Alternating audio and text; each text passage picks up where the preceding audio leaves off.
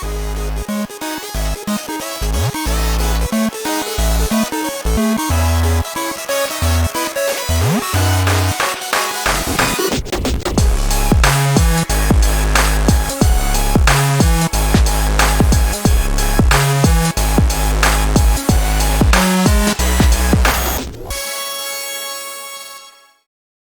everybody. Welcome to another exciting episode of Jimmy's Jambox. We're here. We're back at it again, and we're going to get on into it. But before we do, as always, please make sure to like, subscribe, push all the buttons, do all the things. You know, I don't know where they are, but you do, and I trust you. And with that being said, here's a quick word from our sponsors. Organic herbs and botanicals, skincare and edibles, wellness for body and mind.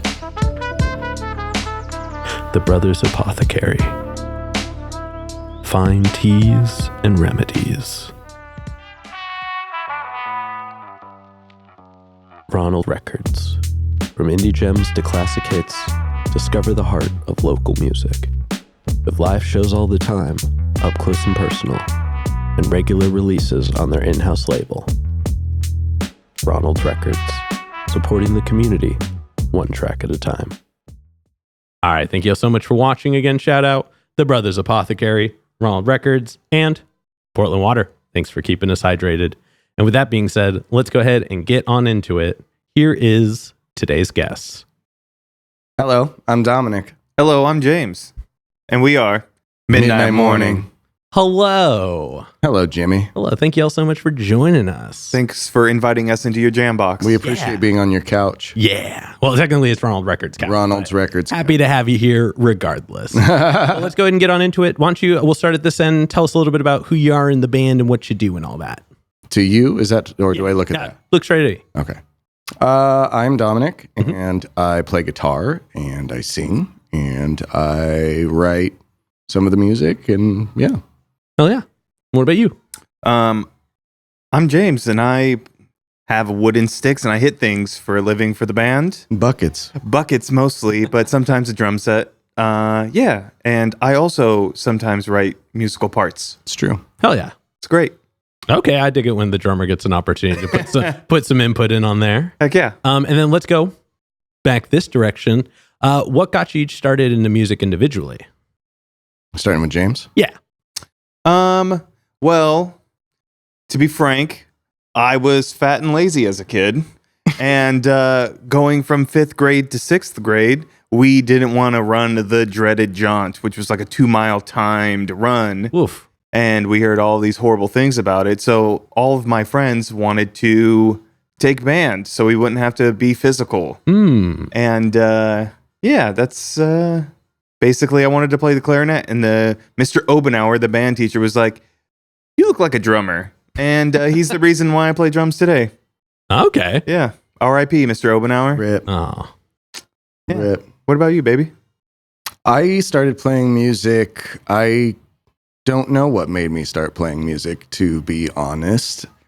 I had music around me growing up, so yeah, I mean, it was kind of recommended in 1st through 5th grade, and I liked it so much that I went to the art school to pursue that after that. And oh, damn. So that's, yeah, I guess I've just always kind of played music. Yeah. I don't know. Fair. Was anybody in your household musical at all? My stepdad was in a band in Portland in the 70s. Okay. I hope the 70s. I hope it was the 70s and not the 80s. Sometime prior to the 90s. Definitely. Yeah. Definitely prior to the 90s. So, I mean, he played guitar and stuff. Okay. And I would say he recommended that I pick up the guitar. I was playing a saxophone, and he said, "Do you want to play guitar?" And I said, "Why not?" And so he gave me a book and a guitar, and then I just played the guitar then. Okay. So, well, hey, I mean, that sounds like a pretty defining inspirational moment. yeah, totally. Yeah. Hell yeah. I would say though. And then James and I have been best friends since we were 11. Mm-hmm. So, you know, our musical paths have kind of almost been destined since early too, you know? Yeah, very much so. Yeah. Very much so. And actually, I'm going to ask about the origin of the band now. How did that come to be? So Midnight Morning is a band that started, James and I and our guitar player Josh were in a band, a different band together for like a decade with our brother Steven, not our musical brother Steven. Yeah. And that kind of, around COVID time we basically lost our mind to alcohol and the party and the good time that was on the road. And James basically, I had quit music and was getting sober on my couch and having a tough time. And James basically was like, do you want to play music again?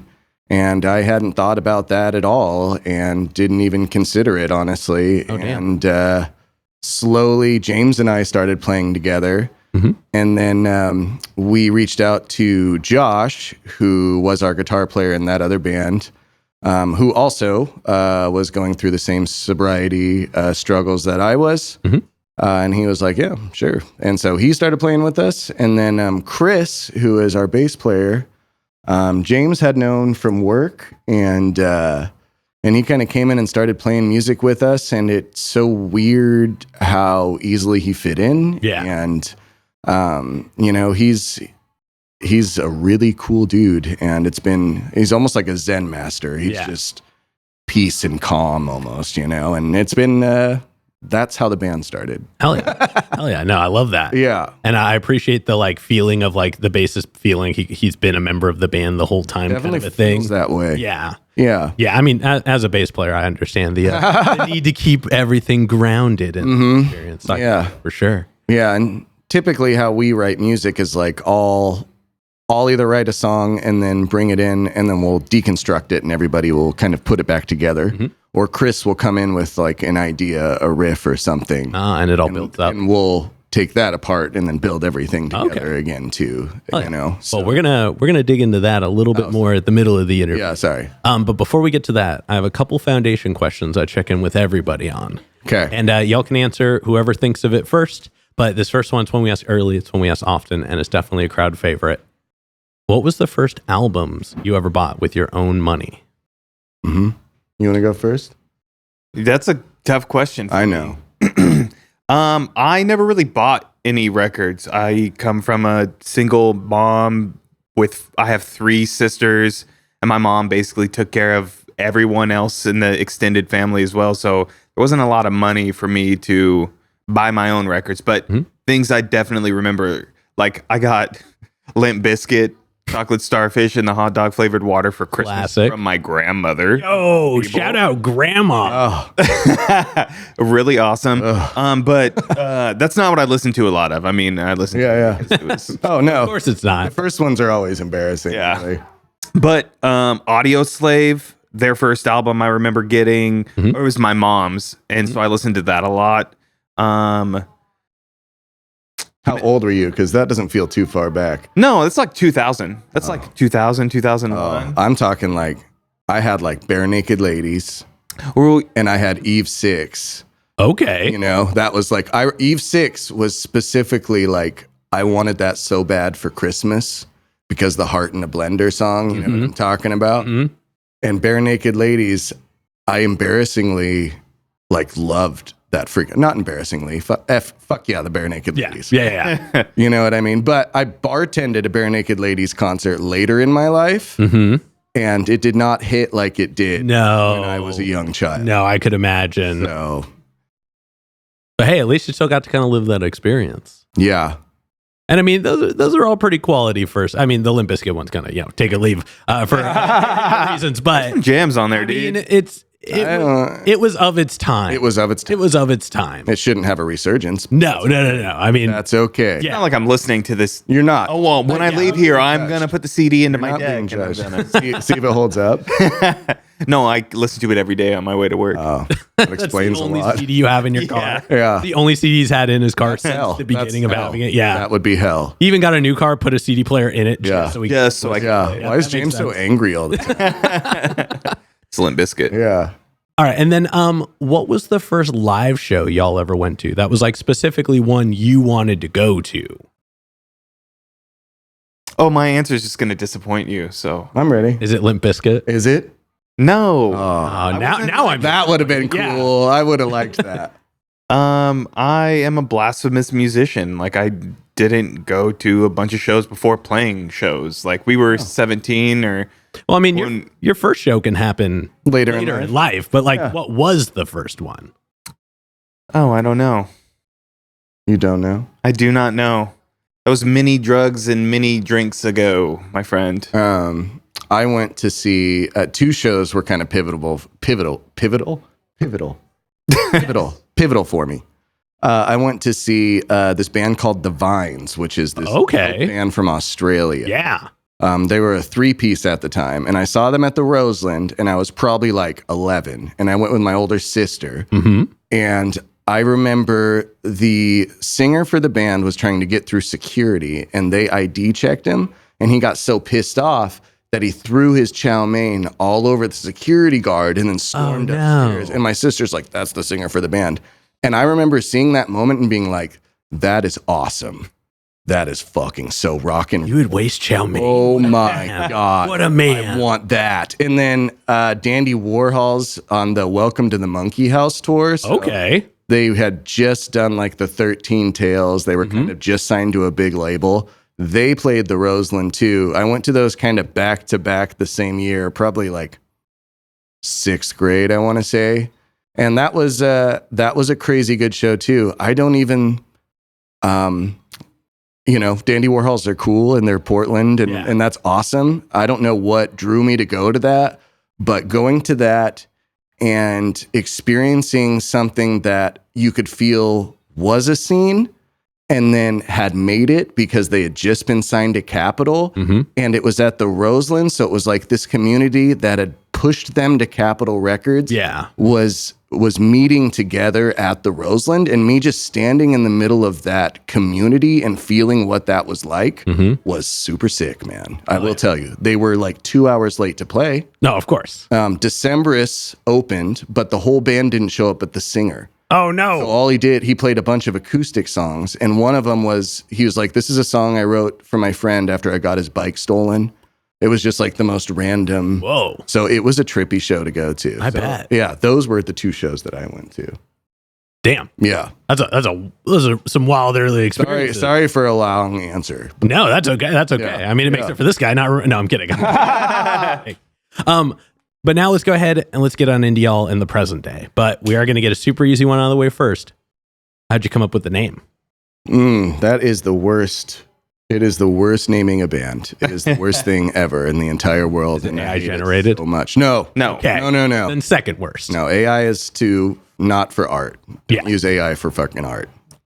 No, our guitar player came. Josh recommended it, but Josh recommended it Midnight Morning with a U, which we liked. Oh. We did like that for a while, and that was clever. But Chris came back with, I don't want to have to explain how to spell the band for the entire life of the band. That's a good point. Our first band was called The Syndicate, spelled with an I, and it was the worst, having to tell everybody all the time how to spell it. And as soon as he said that, I was like, you are completely right. So, yeah, that's how we got the name. I was going to say, I will concede that point. Yeah. It's like easy spelling goes a long way. Yeah. I will say, Midnight Morning is a cool band name. Thank you. Like, it definitely, it kind of hits...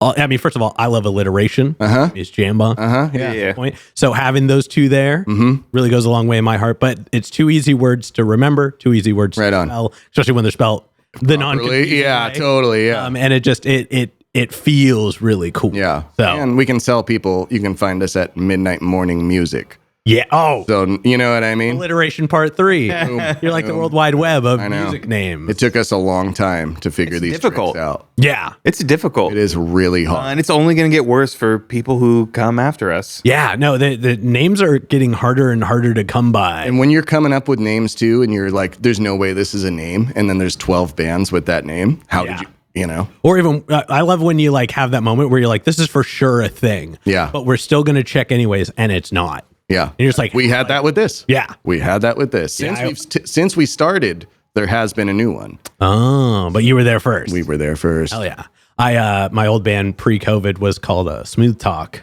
Okay. Which I'm keeping the name. It's coming back. That's a great name. But that was one where we went through 20 other names and we were like, this one, because like it was like just a conversation, and we were like, just Google it so I can feel bad about it now. What was the vibe of the band? We were electronic funk rock. I get that out the name too. Yeah. And just sure shit, we Googled it and nothing.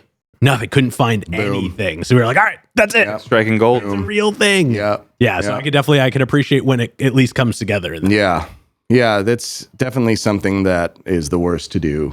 Yeah, we probably went through 5,000 names in chat. What were some of the funnier ones? Do you remember? Oh, there was a whole subsection of very naughty names that... No, not even just naughty, like the worst names that you could possibly come up with. Just Pig Blender. Pig Blender. Nobody take that. I'm starting a death metal band. I like that one. Yeah. But now I mentioned this earlier, we're going to talk about your writing process. Okay. So let's dig into it a little bit more. You said that mainly it's either you coming up with a full idea and breaking down, or your bass is coming up with a thought and building up. But take us through some more of the steps. What does that look like usually?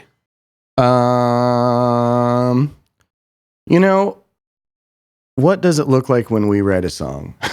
I mean, probably like how a lot of other people write songs. Somebody comes with an idea.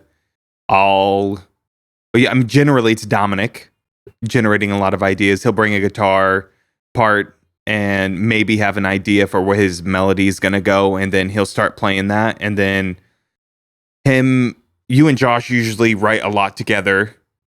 Yeah, that'll happen. So you guys will get together aside, and then you'll bring him something, and he'll kind of help me shape it a little bit. And then they'll bring it to band practice. Then me and Chris will hear it for the first time, and then we'll just start plucking away. We'll play it a bunch. We'll just go through the part and kind of just idea generate and see what comes from it.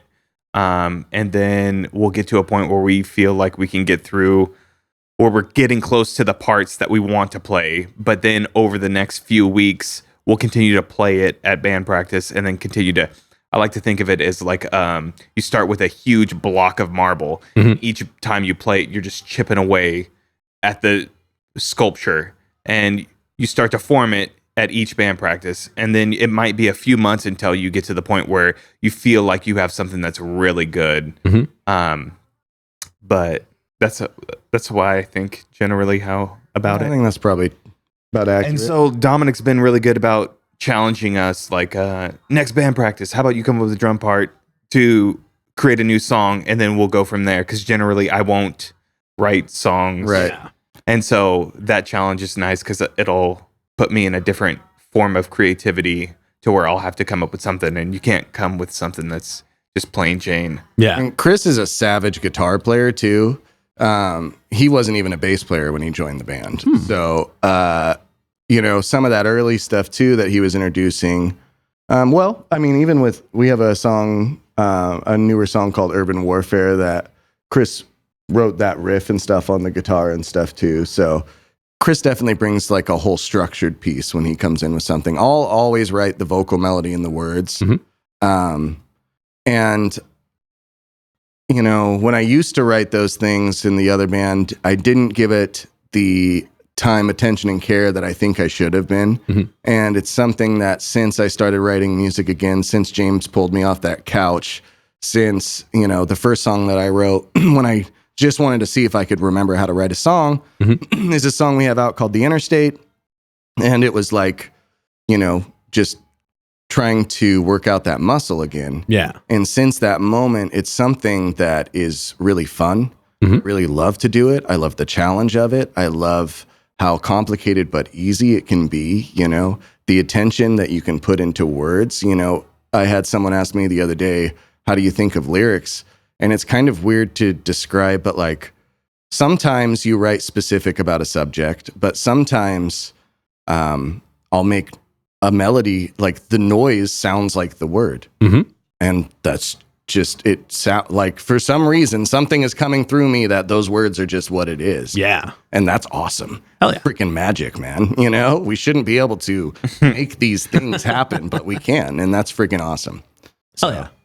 Well, damn, that was actually a really in-depth and inspiring answer. I didn't have time to break it down that way. Yeah, right on. Cool. Yeah. And then when it comes to like picking out your sound, because I checked out some of your music, and we'll talk about that in a little bit. But like, you definitely have a sound, Cool. at least from what's available online. Do you try to stick to a certain vibe when you write, or do you like try to just kind of whatever sticks? No, we don't try to stick to a certain vibe when we write, and we've gotten the feedback a lot that we sound almost 90s alternative, completely unintentional. We delete my notes. I definitely didn't say that. We just write the way we write because Josh and James and I have been playing music together literally for 20 years. So I'll write. So you're just familiar. I'll write a guitar part sometimes and leave space, or he'll basically finish my guitar part that's in my head. You know what I mean? Yeah. And so that's so beneficial. But no, it's completely unintentional. I'll write songs specifically to not sound like, I feel like I'm writing too much like one genre, so I'll try to throw a curveball in there, and somehow it still just ends up sounding like us, No, I get that. Yeah. I mean, I have a question I would usually put next, but I'm going to kind of move forward because this is a good talking point for it. Because I was checking out your music. I will agree. I can hear that 90s alternative. But a distinguishing factor I wanted to make was that it doesn't feel like that. It doesn't like it. The sound feels like there's an essence of that inspiration, but not the attempt to recreate it. It still feels really appreciate. Yeah, it still it feels very modern. Like it feels like awesome today music. Yeah, but that it was music from people that were raised from that sound. That's the only explanation I could have for you is we grew up in Washington State, during the 90s. We're old, and I love grunge music. I do. I really like 90s music. Yeah. And that is true. Well, I mean, it was what we grew up on. It's what we grew up on. Our head. Yeah. I will say that the sound that I kept running to in my head when I was hearing it, you remind me of like a more serious Alien Ant Farm. Oh. Like if they hadn't gotten silly with it. Yeah. You have more of like that sound is the one that just it keeps running back in my head. Interesting. Of what I would compare it to if I had. That's cool. Alien Ant Farm's yeah. bad. Yeah, they were. That bass player plays like what? Like an 8-string bass or man, something? they were all. Like, I'm not going to get into the deep lore of like Alien Ant Farm's like, true capabilities and how people really gave them only the attention for the songs that didn't deserve it because they were nowhere near the best ones. Yeah. But like their serious music was really good. Yeah. Really good. And like I said, that's what I kind of get from your guys. Yeah. It feels very put together. Yeah. That's the part I like. It's like everything feels like it belongs there. Cool. And like kind of how you said, you all have been playing together for so long, you kind of know the bits. It just, everything sits in the right spot. It all feels like it was intentional. And it's like not easy listening, like in the sense of like, oh, I could put it on the background, but it's enjoyable listening. Every moment kind of leads into the next part and makes me want to continue to listen to what happens next. My biggest gripe is that there were only 3 songs to listen to. Like, I'm really excited for it. I do this bit. I'm going a little long. I'm sorry. No. But I do this bit where I pick out a track that I really like. And there were only a few, but I went with Mulligan. Interesting. And I like how it starts off with that single synth tone. For a second, it gave me like Tom Sawyer vibes. Okay. I was like, okay, I like that. Here we go. But then, y'all come in at once and it starts really chill and then it just builds. It just builds progressively and it never, like even the breakdown before the last chorus, it's just really high energy. And then you hit with the last chorus, which is even bigger than the one before. And then you end with another like post breakdown. Like, I don't even, an outro, but it's still really, and it just had this really cool feel to it that kind of captures what I grew up with. Yeah. But it still feels very real and very current. And I really like that track. I'm a big fan of it. Yeah. Thank you. Yeah. That synth at the beginning, it was produced. So those 3 songs were produced by Kelsey J. Smith, who is amazing. He's here in town. And the synth thing was kind of his idea. But what it almost feels to me like almost like a call to action or like, you know what I mean? Like, let's go to battle now. And that was a Chris song that he had brought to us. Oh, okay. So that's an interesting, point there too. You can almost feel, it's all power chords. and very driven and in your face. And that's sick. I like those things, you know? So that's cool that's the one you picked out of those. Yeah, no, I mean, like I said, all three of them are really good. Yeah. Thank you. I had to pick one. Yeah. But I did really enjoy them. Yeah. But I am curious to know, for each of you, and you can answer in whatever order, what are some of your favorite songs to play? Or let's what are some of your favorite songs to play live? You know, I guess it's going to depend on the situation. Mm-hmm. We did this thing this last year a couple times where we went and played like a freaking dorm on the campus there in Corvallis, mm-hmm. and that was sick. And the faster ones, some of them I would just throw my guitar down and run into the mosh pit and sing in the mosh pit and get knocked to the ground and stuff. So those moments, quite enjoyable. We have another one, Urban Warfare, that I guess my favorite songs to play live are going to be the ones where I can put my guitar down for a second and get as weird as humanly possible. Okay. Because Urban Warfare, I don't play guitar for a minute. I can do whatever I want. Yeah. And that's dope. Oh You know, I like to, when we're playing live, I like to explore, you know. Yeah, very much so. That's a good answer. I like that. Because yes, you do like to explore. I do. Some of my favorite songs to play are just we recently went on a stretch up north as far as Bellingham. As far as Bellingham, played a bunch of shows up there. Ironically enough, the way that we booked the shows, we were playing with a bunch of young punk bands. And It was awesome. it was amazing. Yeah. And so we ended up I kind of forced us to play a lot of our songs a lot faster than we normally would to kind of not fit the vibe, but to kind of like, I don't know. Keep the energy going. Keep the energy going, especially because we played Lucky Liquor in Seattle, and we were the fourth band of 6 punk bands or something like this. And I didn't want to kill the vibe. So I just pushed every song to its limit. And I really like playing fast. You do. You a do lot. like playing fast. And There was a mosh pit to the song The Stranger, which you've heard that song. Mhm. There shouldn't be a mosh pit. But right on. Let's Yeah, go, hell yeah. You know, but what? I really like playing a lot of songs that you do not know yet, but you will know soon enough. But I like playing fast. I like vibing with my bandmates. I'm fully locked into their vibe when I'm playing. Mhm. I'm trying to catch Dominic's vibe. I'm trying to catch my bass player Chris's vibe. Mhm. Josh, everyone just brings so much to the shows that I feel like I'm just sucking in their energy, and I'm doing my best to just channel that through the drums, if that makes sense. Yeah. Did we answer your question? I mean, those were great answers. But we didn't really answer your I question. mean, you gave names of songs. Yeah. You didn't exactly. Name a I specific song. right now, I really enjoy playing Our Backyard. Uh-huh. That's one of my favorites just because of the juxtaposition between the verse and the chorus.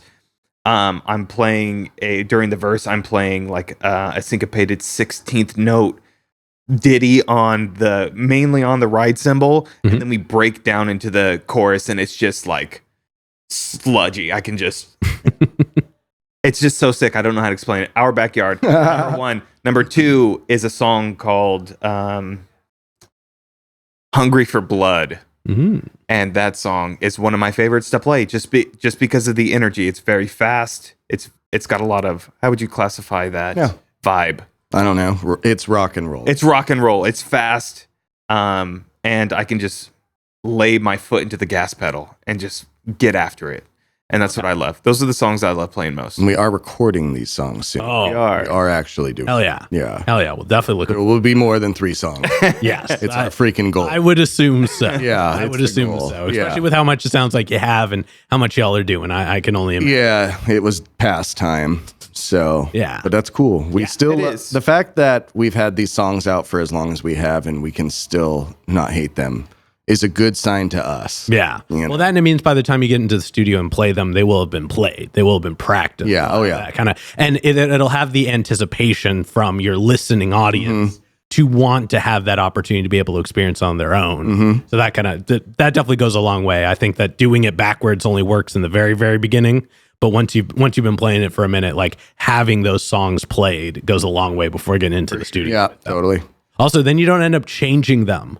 Yeah. Like if you record them as soon as you have them, and then like 6 months down the road, you're like, guys, playing it this way is way better. Yeah. And everybody's like, this isn't what it sounds like. And you're like, We've done that. no. Yeah. With an old band, we've definitely. I think that does work in instances though. Like, I really like the Arctic Monkeys drummer. He's like a huge inspiration for me on the drum set. He's got a lot of energy. But when I saw them live, they as a band change a lot of how they perform the songs. Well, once you've been around for a while, I think you it's kinda have acceptable to. again. Yeah, like you can only play stuff one way for so long. And it keeps it exciting. But at the beginning, I'll agree that you do need consistency because you want to build that Yeah. through the fan base. Yeah. They know what you're playing. Yeah. For sure. And then when it comes to playing live, do you guys have any like rituals or things you do as a band beforehand to get ready? We used to do something called band prayer, and that's where we would all take a shot. Stop doing that because we don't drink anymore. Well, James, have a beer maybe every once in a while. Yeah. But we do give each other pretty epic hugs. Oh, hell yeah. We do band hug. So Hey, that's a good way to do we it. all give each other a hug before we play and kind of wish each other best in battle. And, face the horde. Hell yeah. No, I dig that. Yeah. And we're also getting a lot older. So stretching is very important. So we'll all do, I don't know if you do much stress. You exercise your little vocal chamber, but me and Josh, Chris and I will typically do a lot of stretching, little get loose, get limber, because we are going into battle, dude. Yeah. You got to be limber. Yeah, you got to be limber. Well, I mean, if you're going to be playing drums 10 BPM faster than everything Yeah, should be, for sure. you're definitely going to need to stretch out those limbs. That's true. And then what steps do you guys take to like continue to like enhance or change your sound and experience as you kind of go through all this? I think, we practice a lot. Mhm. We do. We practice multiple times a week. It's important. People can feel when you're not one with each other.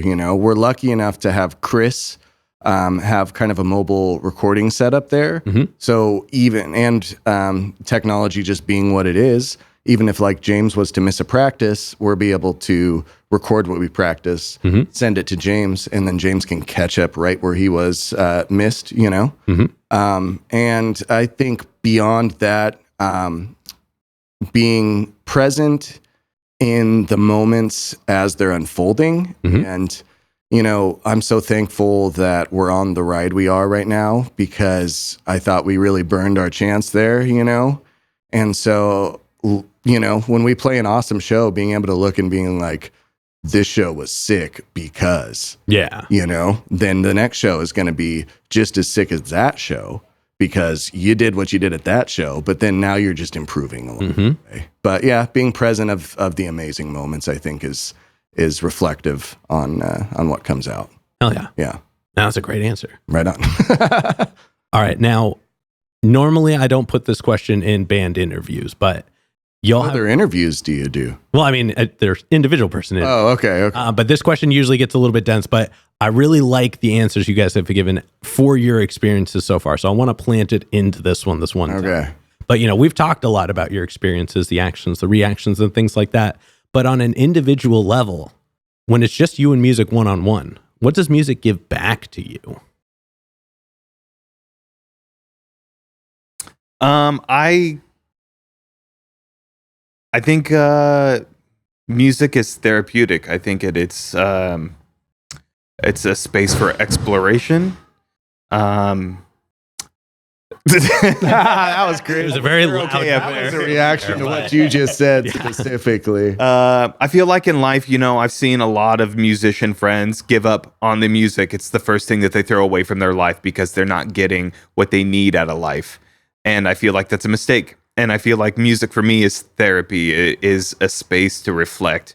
And to be in a writing space for myself, I kind of have to blank out everything else. It is just me and my drums And I feel like if I have a lot going on, I'm not able to do that so much. And I feel like music allows me to kind of just shut that out now that I've been doing it for so long. Like if I'm having issues or I'm having a lot on the brain, if I'm feeling anxious, I can literally just hit something. And the moment I'm a minute or two into practicing or creating, everything else just melts away. And it's just me and the drum set. It's kind of like also at a show, like you just go into like a trance or whatever, and it's just you connecting with the ethereal energy. Yeah, 100%. And so that's what music gives back to me. It is is an escape from this reality that we have. I do not think about anything else but the music when I'm playing. Almost sounds more like a meditative state. I would probably say that you're correct in that assessment for sure. And I've never thought of it like that before. But thanks, Jimmy. Yeah, hey, that's what I'm here for. No, but thank you for sharing. Oh yeah. What about you? I stole this from someone a long time ago, but it's so true. Music is what feelings sound like. So hell yeah. I have to, like, when I write a song, you kind of cut yourself open, you rip it apart, and then you let whatever's floating around kind of come in and guide you. And, I kind of almost see myself as a battery, and there's certain things I have to do to keep my battery full and chugging forward. And music is integral to my battery and to me as a human being moving forward. I don't know if that's because I've been doing it for so long that it's literally part of who I am and what I am, or if there's, if there's something else guiding me there. But maybe it's because it's all I've ever known. But I need music, and music is what feelings sound like. Really. Damn, I knew there were going to be good answers if I asked. So I really appreciate you guys taking the moment to share that. Yeah. But now we're going to go ahead and we're going to move on to some hypothetical questions. Okay. And for these, sky's the limits. The questions are all made up, so the answers are allowed to be as well. But this first one's pretty straightforward. Okay. If the band could perform with any other act, the only thing is they have to be current. They have to be around now. Who would you want it to be? Okay. How am I thinking about this, Jimmy? Am I thinking about this as this could potentially get me career-wise to a next level? Could this improve my band's chances of starting stadium tours? Or am I looking at this like I want to play with someone whose music I love and want to be near? Let's do that second one. Okay. Now let me rethink about it. What do you got? Oh, you're just going to put it on? Yeah. Well, now you know the parameters. But you know the parameters too, dude. Yeah, well. Okay, let's see here. If I could play in the vein of somebody who's really cool and I really want to play with, I would say fucking the Mars Volta, dude. That would be Thomas Pridgeon on the drum set, though. I don't know if he's still currently playing with him, but he's my favorite drummer for sure. The chops of a god. The guy's flies around the drum set. So yeah, it would get really weird too. I'd hope to see him like duct tape his face. Definitely. And like hitting his bandmates in the head with his microphone. Definitely. But yeah, I would probably say that would be a fat show. I would play that show. Oh yeah, I would too. We would not play that show. We would not jam together, but it would be a really fun show. If somehow we worked, that would be dope. That would be dope. Oh yeah. I think Chris would be down for that too. I definitely think Chris would be down for that. Who would I want to play with? Who's current that I'm listening to? The Jesus Lizard. Do you know who that is? I don't know. Bro. I feel like I need to. Oh, bro. I won't get into who as the Jesus Lizard's super dope. It's almost like rowdy post-hardcore from the 90s. Okay. Recently, they just released their first new song in like over a decade. So that's why I'm giving them the current status. Gotcha. They are active again for the first time in a very long time. But what a rowdy show. And yeah, I think the Jesus Lizard would be a cool band to play with. Hell yeah. Yeah. I'm definitely putting them. You should listen to the I Jesus. cannot wait to edit this episode so I can check them out afterwards. That is exciting. Oh yeah, Jesus Lizard's sick, dude. Hell yeah. And then subsequently, who's a local act that you're aware of that you haven't gotten to play with yet, but you think would be a cool show for the band to play with? Man, we've been around so long that who's local that we have not played with? This should be easy for you. Oh, yeah, okay. I can name some local acts that we haven't played with that are on our list to play with here. Buddies is a local band we'd like to play with. Every Living Beast is a local band we'd like to play with. Perfectly Normal is a band we'd like to play with. We've played with Part-Time Perfect. Yeah, shout out. We played Perfect. Shout out to them. We played with Lincoln's Beard. No, shout out to Lincoln's We've Beard. played. What about into with Portland? Tune Ahead. Portland's too vast, bro. There's a lot of bands in Portland that we have not played with that I want. For sure. Yeah, just give a couple. We are going to be playing with Veritas. That's a band that They're dope. been wanting to play with. They are dope. Really good sound. What about you? Down in Portland, who do we want to play with? 40 Feet Tall would be sick to play with in Portland. Amusement would be sick to play with in Portland. Black Shelton and the American Dream would be sick to play with. The Family Worship would be friggin' pretty sweet to play. See, I knew you had it. There's a good amount of Portland bands that would be sick, but there's plenty of Vancouver bands, and there's tons of Vancouver bands we don't know. Shout out to any Vancouver band I didn't mention. Sure. Reach out to us. We want to play a show with you. I wish, I wish there was like we used to have Couve Fest here, and it kind of turned into nothing. But there was a moment where there was a cool, almost Vancouver festival here. It would be cool to do a legit one. Yeah. Properly. Yeah. Well, hey, as more of these Wednesday episodes happen, slowly building up a small roster. But Jimmy's Jambox Music Festival would be sick, bro. I'm not saying it's happening, but I'm not saying that would be sick. That's for neither here nor There's there. plenty of substance here, and there's so many times I'm at a show here where it's like, why isn't there 600 people here now? There's plenty of good music here in town. Yeah, but we'll talk a little bit more about that off. Okay, it's definitely exciting. But you haven't given any bands yet. Vancouver band. Oh, I just named. Dominic just named you every single band that I was gonna say for sure. All right. He did give a hefty list, so he did. I'll let you off the hook if you want. But if it's all on if me. you got a couple. No, I fed him into those answers. You did. Okay, fair. All right, then You're connected at the umbrella. We'll let him speak for answers. both of y'all. Yeah. Oh, yeah. And then for this next one, like I said before, sky's the limit, so have fun with this. But if the band's music could be the soundtrack for any movie, which one would you pick? Okay, I'm gonna ask you the same question I did about the band. This one, it'll be for a movie that already exists that you just think would be very fitting.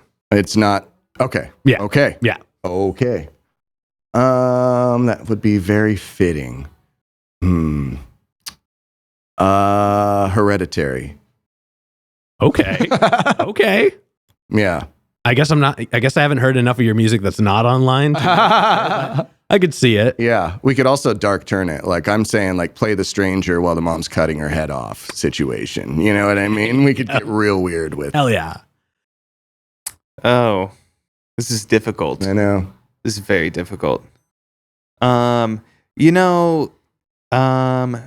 that scene in Garden State when they're like meeting each other for the first time. I used that as a okay, it did work. Yeah, it did. It did work. Garden State's cute. Garden State, when they meet each other inside the little hospital and he's getting his head examined. That's a cute scene. Yeah, and she gives him the headphones and she's listening to the Shins and she introduces him to the Shins for the first time, but it's us. And it's something like something sick like the Body Snatchers is playing or something. He's like, this is fucking hard. And she's like, isn't it great? Yeah. That's what. Okay. Yeah. Okay. I love the specificness. I'm cool with that answer. Yeah, that works. answer I dig got that. real good. All right. And then to wrap up the hypothetical question, Okay. if you could add an abstract instrument into the band, Got it. what would you add? Theremin. Chapman stick. Sick. Damn, those are both very good abstract. Boom! If you know someone that plays both, have them hit us up. Well, both. say that. Yeah. Jimmy's joining the band, bro. Surprise. All right, but with that being said, we are going to go ahead and start wrapping this up. All right. What can we look forward to between, let's say, now and February? Ooh.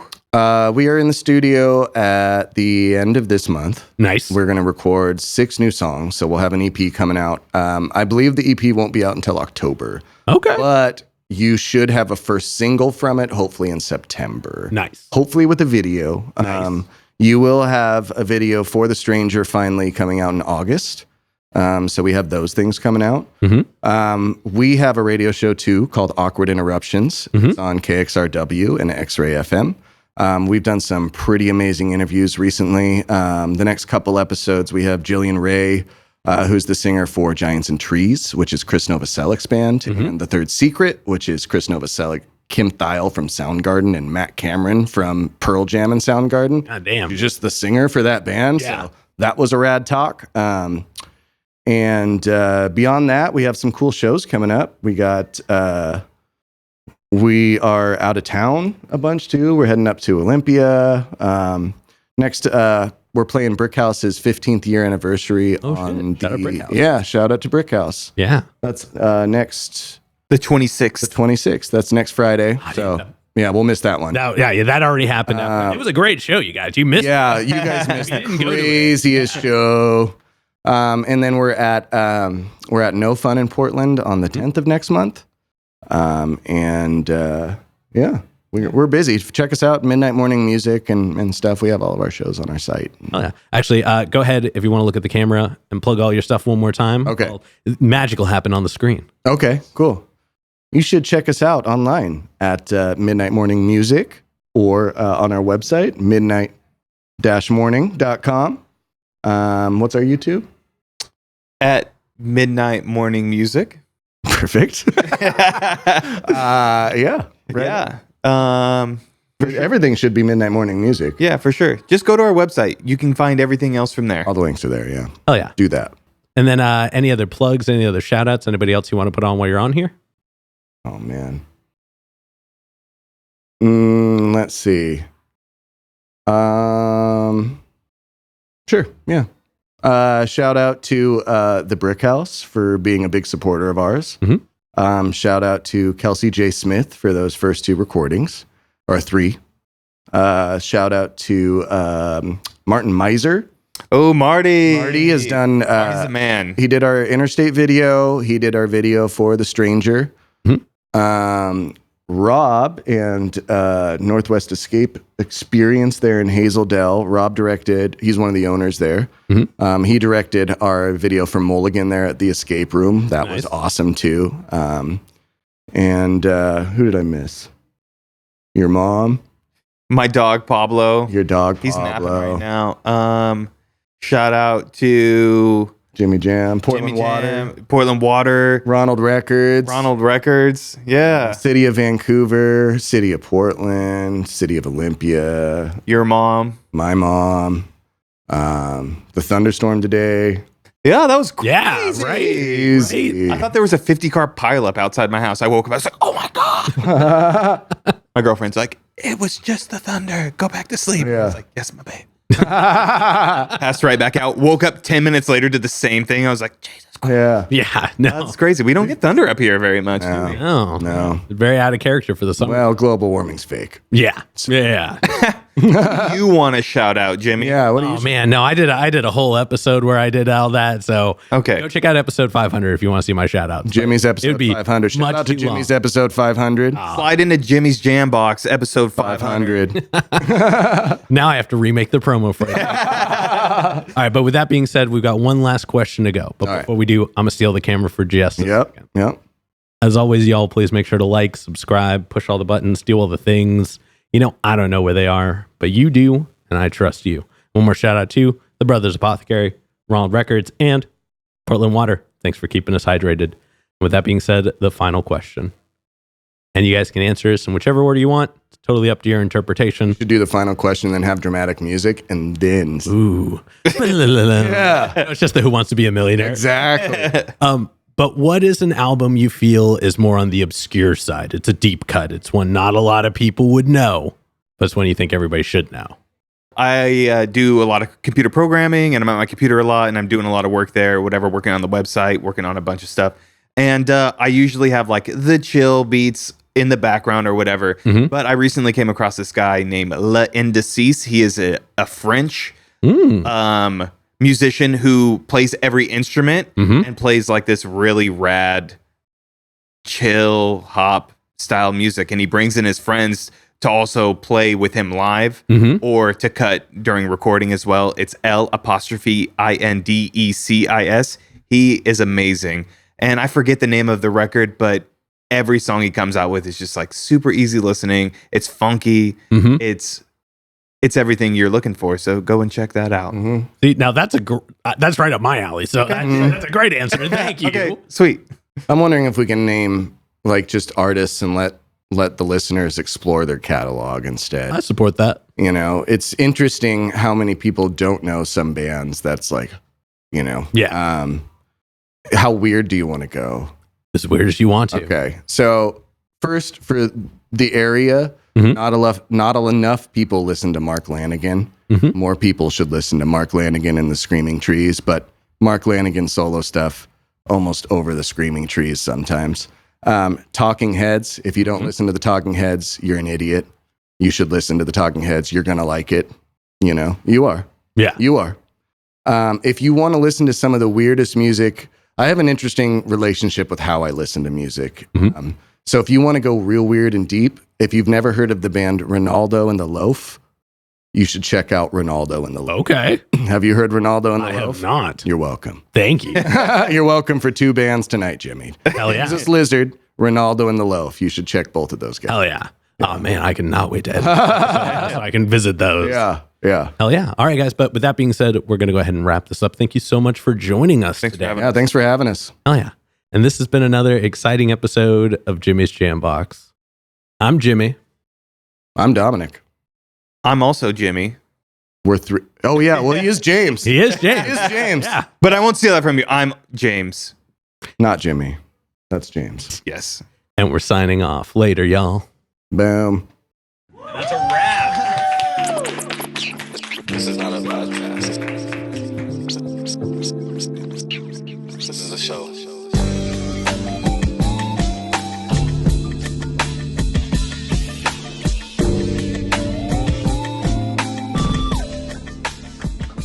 Keep jamming.